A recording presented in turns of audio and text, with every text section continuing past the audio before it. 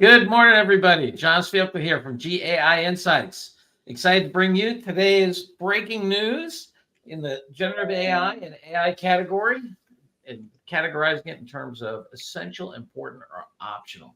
Lots going on. We've got about 6 articles to review today. And with that, I hand you over to David Delau. Yes, we do. Quite a diverse set today. We do have a couple of robot articles, which seem to be, it's the year of the robot, allegedly. So naturally, we have a few of those. We've got Mr. Davenport. Do you know Tom Davenport, John? I assume you guys have, rolling together. He's got a new article in HBR, some survey work with CDOs, and as in chief data officers. And then Adobe and AirTable announcing some generative AI features. So let's get rolling and get through these. Pankaj. Thanks, David. So the first one that we have for today is from Adobe. So there's an Adobe Summit going on right now, and as part of that, Adobe has released some Gen AI features, including a Gen Studio platform, some Firefly updates, and a chatbot for its Experience Enterprise platforms. All right, Adam, thoughts? Yeah, good morning, everyone. I was on the fence. I think generally I'd say this is optional news. There's some interesting features in there, and it's probably mostly important to note Adobe's more aggressively going after that enterprise market. I don't have a really good sense of how much of our target audience would be using Adobe as part of their enterprise platform currently on the marketing side and those sorts of things, which is why I was keeping it as optional. Mostly what it is it'll help with things like brand kits, guidance with copy, pre-approved assets they can use. So it's really kind of an AI assistant around ensuring you have consistent branding. The chatbot's nice, but it's not really anything exciting or super innovative, and some additional tools in Firefly. I don't know. I gave it an optional, but again, if you're a company that relies heavily on Adobe or is an Adobe shop, this could be important news. So I'll see how other people weigh in. All right, Luda, John. Yeah, I thought optional as well. I thought it was interesting. They, as Adam said, they assert that they have, clean data going into the model so that people can use the, images and so forth. But yeah, just I think part of the ongoing addition of AI into nooks and crannies of every major thing. I'd be a whole lot worried if I'm Jasper, right? Because it sure looks like they're just crushing straight into Jasper's space. Yeah, I would also put it as optional, even though Adobe is used in the enterprise. This is part of the package usually. You join a large company, Adobe will be in the package of software that you would use. So but I still think it's optional. You would expect it of Adobe, at this point. All right, sounds like we're going optional on this one. I'm Adobe user, but not for this purpose. This is around ads and brand kits, and I'm not in that space. But we'll go optional with it, and we'll go on to the next one. Okay, the next one is from FT, and it discusses how the humanoid robot wave that has come up is causing changes on the production line. Luda, I was going to give you a break from robots since we keep hammering you with the robots, but then since we had a small crew and there's 2 robot articles, I had ended up having to give you one. So this was the one. Thank you. I like robots. I would put it as an optional. It's a very good article if you haven't really been following robots and what might happen. It is a reasonable read, but there's nothing new in there. It regurgitates what might happen. It doesn't provide much facts. It talks about what might be a different way of different types of people that will be needed when robots take some of the jobs that are more mechanical on the production lines. So I didn't find this article very newsworthy, if you will. So optional for me. Okay, I optional for me too. I I think we need a new category, which is our percent estimate as to whether or not the article was written by a robot. And I think I give 50% that this thing's written by a robot. The reason 50% is just because it's not that well written that I would think it might be human. Yeah, I'd agree. I think there was a missed opportunity to highlight some of the existing use cases, right? They actually have two use cases in this article, and they're both about generative AI, not about robots, and Right. what's already being used in manufacturing. So it was a bit of a miss. I agree with Luda's assessment. Yeah, it's Financial Times, so they're usually high quality. So I was looking forward to reading it and then was somewhat disappointed. So optional. Yeah, I feel like maybe a robot or just a junior reporter whose typical beat is not this beat. And so they were kind of like excited about all this basic stuff that like mostly everybody knows, right? All right, another optional. Nothing of news yet. Let's see if we get to one here.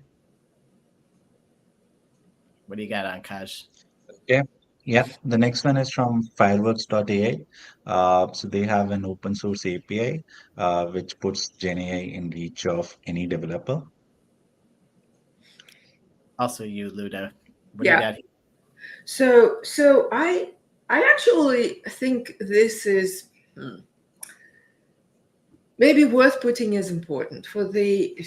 I was between optional and important, would be interested in others' opinions. But the reason, so what it talks about is opening API to be plugged into any application. So the power of LLMs for any application. This is not news in itself, except for they've quietly amassed quite a good traction with enterprise users. So this approach is working, even though it's a small startup. So I think it might be worth putting is it important to flag the fact that it is happening in this type of way.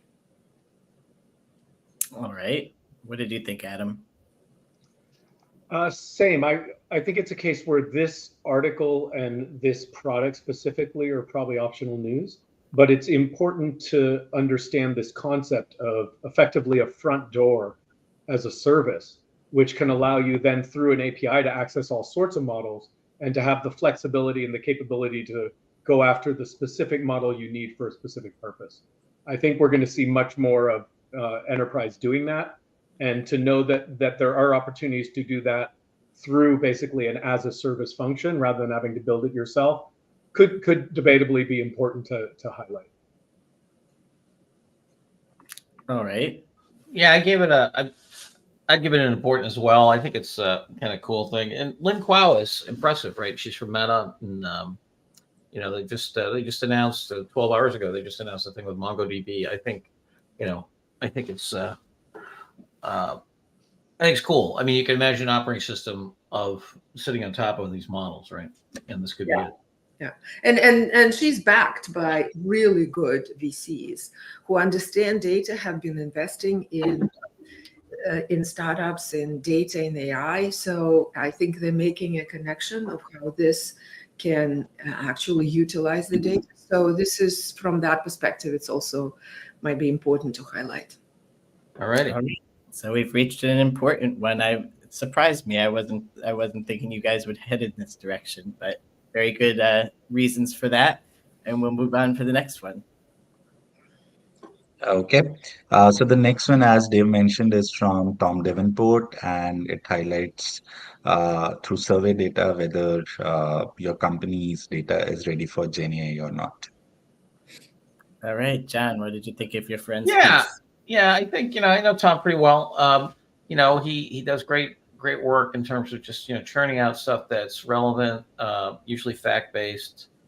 I thought this was a nice addition. It goes through the fact with some data that says that CDOs are just not ready for what is necessary in the creation of these models. And a similar statistics to what we've seen before. Only 6% are in production. That's similar to the 5% they had before from the survey he did with Randy Bean. I think that these chief data officers are. I think that for me, the big insight is that the role is not, doing what it needs to do. And I just don't, I think that I don't believe that chief data officers can pull off what they need to pull off from a organizational power standpoint to get the data and to get the budget. A lot of CDOs I know are staffed, they're not lying, they don't have budget. And you need somebody who's got budget and organizational power to do these things. So Tom doesn't get into that, but I think the data, at least from my point of view, says that there's a power vacuum in getting these organizations to move forward at the speed they need to. But I thought informative, in terms of the state of the state, and as usual, a high quality, well executed set of database insights from our friend Tom. Yeah, I would give it important for the reason John stated. I think there is question marks about in the article that I'm not sure I agree with. He questions that people are not sure about the value of generative AI. That I think is incorrect. People, from what I hear, people are very interested in generative AI. They're just questioning how their enterprise can apply it and how to quantify that value. Yeah. So Yeah, it's a typical Tom piece. Tom's like I forget the president said, give me a one-handed economist, because they said on the one hand, on the other hand. Tom's kind of the one, is that economist. On the one hand this, but then it's really not that. I mean, that's just his style. And he rarely colors outside the lines. In terms of that stuff, but he does a good job. Within the cartoon that he's coloring within. All right, we will give I'll, Tom. I'll throw my 2 cents. I agree. Important. I think many enterprises may be caught a little off guard when they start to do Gen AI readiness assessments internally, at how much work still needs to be done to get the data ready. And it's important that they take note. It's important that they take action. That's what we're seeing in enterprise consistently here in Australia, is they start to peel it back and say, okay, what's it going to take to roll these things out? And they're getting hit with this, okay, your data is not ready. So it's an important message to really to send home. yeah, but see, yes, we've been talking about data readiness forever, but the prior slogan, let's get data prepared and get some insights and get some machine learning applications going, was a lost cause. It just didn't work because you couldn't get value, like to prepare the whole massive data. It's not possible. It's like a dream, right? Yeah. So I just don't think it's the right message. It's the prioritization. It's focusing on the right applications. It's getting that data ready. It's getting the value out before you can get the mass of data prepared. And it's not going to be CDOs. They lost power on the last wave. It will be somebody else. So Yeah, I'm with you, Luda. I mean, basically, I think you need value-driven data, which is you come off the messiness into it. As a friend of mine was second head of strategy at LinkedIn, and she said, "Look, we knew our interface stunk, but people came, and so we built on that, and she said, that's the key. And I think here too, if you're driving value, you'll figure out the data thing, but again, Tom speaks of, Tom speaks from a normative, after the fact perspective with some data, right? He doesn't speak from the point of view of somebody, actually trying to make something new happen in a large organization, which is, I think, a totally different perspective. Yeah. But, Okay. All right, but we're still going to call it important. Yeah, sure. Yeah, Okay. Get some decent data here. No, as I say, I mean, look, it's whatever. It's state of the it's a state. I mean, it's numbers that valuable. All right, important it is. We've got a couple more here, I think. What do we have next? Yeah. So the next one is again from the robotics field. So Poland Vision, a company, has launched unified interface for zero-shot vision models in robotics. All right, this was a short little blog post. Adam, what'd you think about this? Short, but a lot of big words in it. Man, it gets right into the math and the science behind it. I would consider this optional news. It's a cool concept. It's really important. More and more, we're going to need these robots to be able to encounter unknown objects in the wild and be able to autonomously figure out what they are, how to interact with them. So this is useful step in that direction, but I don't really know what we would do with the research at this point. Frankly, it's Definitely it's not one optional for news in the that AI. regard. Yeah, not one for the AI leader to really worry about right now when you put our target audience in front of you, right? Yeah. Yeah, I thought it was interesting. As far as I could tell, just kind of poking around a little bit, the notion of using, this basically semantic labeling, then central tendency of the image, and then using the robot frame and the camera frame to discover the XYZ space location of the thing.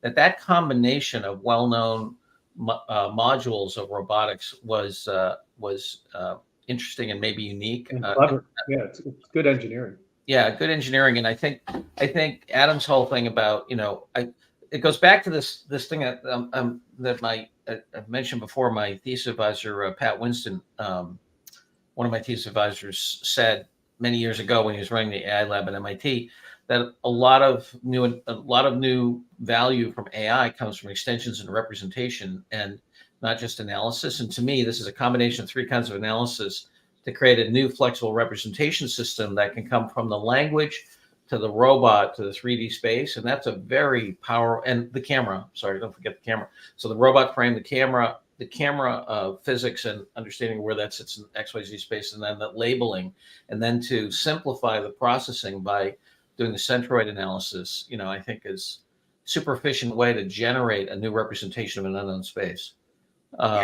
Yeah, totally, John.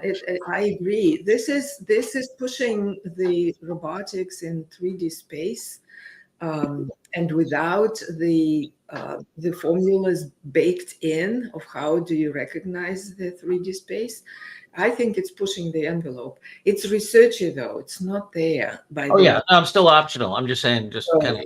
it's optional, but I think it's it's a zero shot, meaning it should work out of the gate.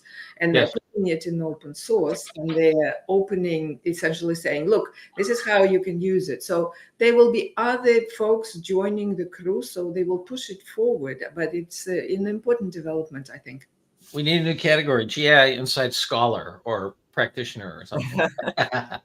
It's like I for interesting, not important. And okay, so interesting in development, but still in research. So we'll keep it optional for the moment. Yes. Okay, I think we have one more.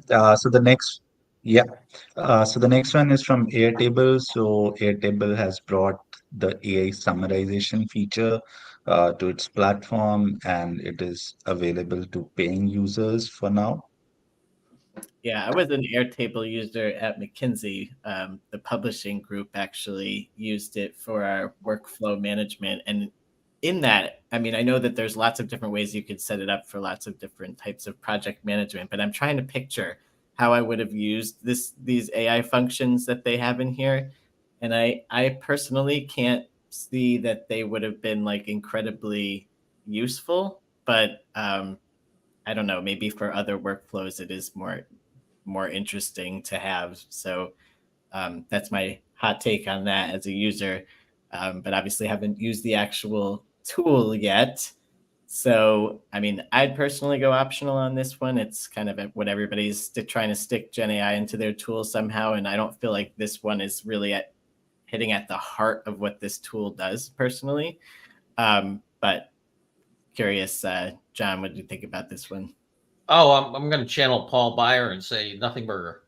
I heard an anchor on CNBC use that term the other day, and I laughed. It's making the rounds again. Yeah, Anybody? no, Yeah, go ahead. Important for the product roadmap, but it's just it's just people putting intelligence into their product. Somebody like this. I mean, it'd be news if you're invested in somebody trying to do this capability, because I think like we said before about Jasper and Adobe, if I were a VC, I'd be sitting there saying, who are the platforms who are just going to basically make my company into a feature, and either stop funding or exit quickly. Yeah. Any other input on this one, folks?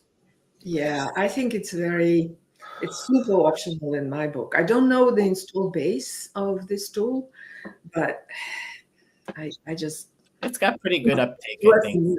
It does. It's among the project management tools. I mean, I've known a few clients of mine have used it. I used it at McKinsey.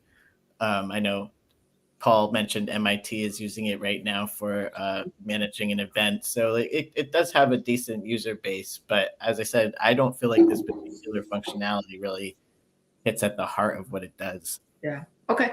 Awesome. All right. Optional. Okay, so we had a lot of nothingness today, but some interesting discussion around it. I think we ended up with two important articles here. We ended up with Mr. Davenport's review of the CDO's lack of power and ability to get things done survey. We're marking as important. We have, what was the other one? Oh, the fireworks API we marked as important. And everything else, our robots are completely optional because one was not well written. The other is still researchy but interesting. And a couple product upgrades that we didn't really find were that noteworthy.